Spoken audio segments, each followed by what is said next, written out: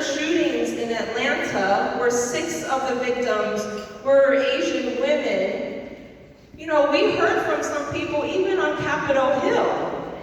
They said to some of our Asian staffers, "Oh, I didn't know this was happening to you guys. I didn't know that people were saying things or beating you up or trying to kill you."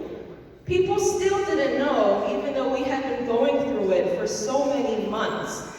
And that's why, even though it's not a complete and magical solution, it was very important for us to make sure that Congress and our president work on legislation to begin to try to help our community.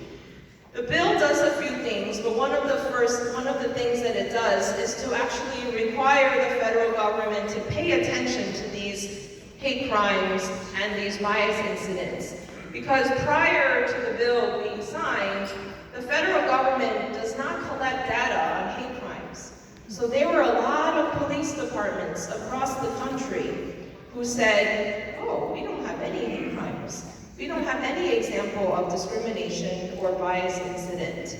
And they were okay with saying that. And when you show that you have no hate crimes, do you think that there will be any attention to the problem or anyone will try to help our community locally? No. We have to show the numbers. It is a public health crisis. It is a disease. Just like with gun violence or smoking or cancer, if we don't have numbers, we cannot ask for money, we cannot ask for help. And so that's one of the things that the bill does, is to make sure that our government is actually paying attention to what's happening. Part of our work is also making sure that our local prosecutors and police are paying attention to these incidents. We had a case, one of the earliest cases in Flushing, New York, where a woman got pushed to the ground in front of a bakery, you remember, and the guy shouted racial slurs at her. But when the police came, there were no witnesses. People said, "We didn't hear anything, there's no evidence, no witnesses." Now, under normal times, they would say, "Okay, no hate crime, no problem. It's just an accident, right?" But a good example of a good investigation is when the DA said, "You know what, I'm not gonna make the decision at the scene of the incident. I'm going to investigate. I'm going to look at the phone records. I'm going to look at the email records." And then when they saw that this guy had so much hateful rhetoric on his emails and texts about Asians, they said, "Oh yeah, this was a hate crime," right? And so that's also part of what our law does. We want to make sure that these incidents are being properly investigated. But I will say, I'm fully aware that things are still happening even though we passed the law. A lot of people said to me, "Oh, you passed the law, but people are still getting beat up. Our community is still getting hurt." I said, I know. And I'm very angry. The bill addresses the problem on the back end. But you know what? Even if we prosecute someone for a hate crime, we still have to try to stop them from happening.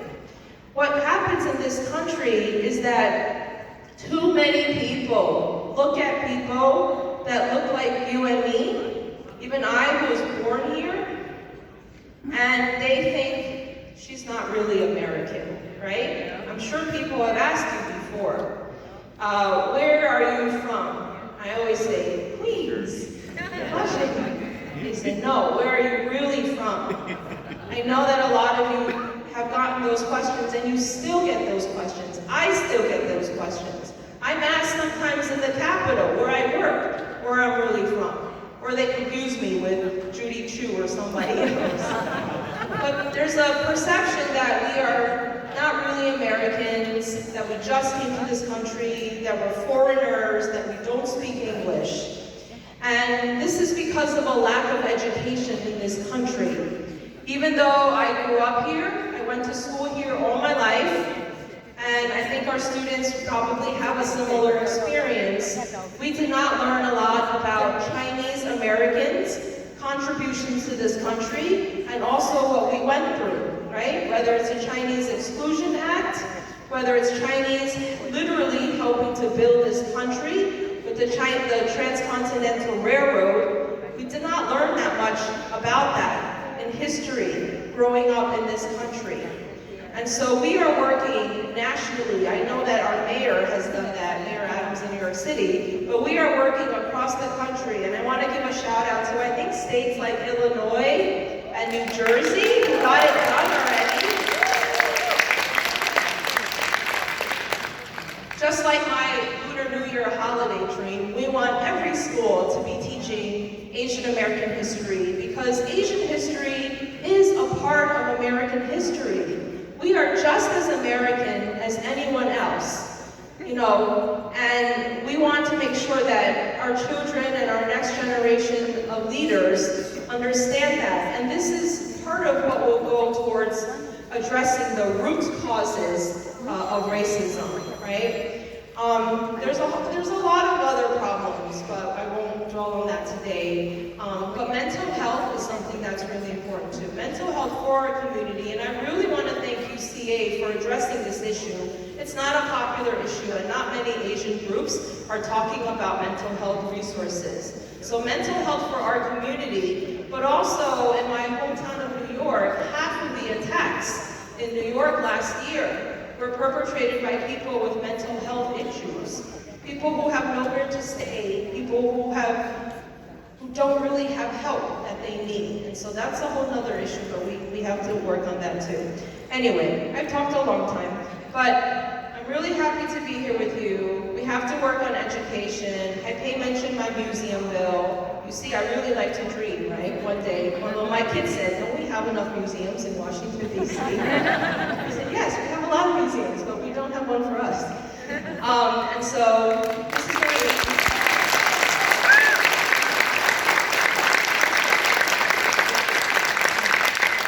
is going to be a long road ahead. We are working on looking for a place for the museum and for people getting involved in the museum.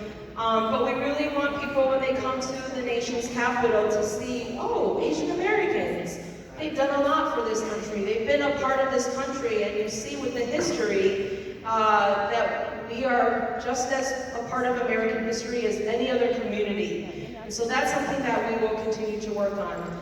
But I am so thrilled to be here with all of you. I get to travel around the country quite a bit.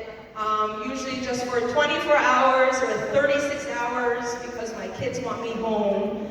But I've had the pleasure of meeting some of you in your various states. So even though I might not represent your state or district, please utilize me as a resource. If you have questions or concerns or events, just let us know. We want to be there for you. The one thing that I've learned from this past 2 years is that we need to strengthen the national network of Chinese American community leaders and members and youth. And our youth are going to be the ones to unite us and to make sure that we are working together on behalf of our community. So thank you for having me.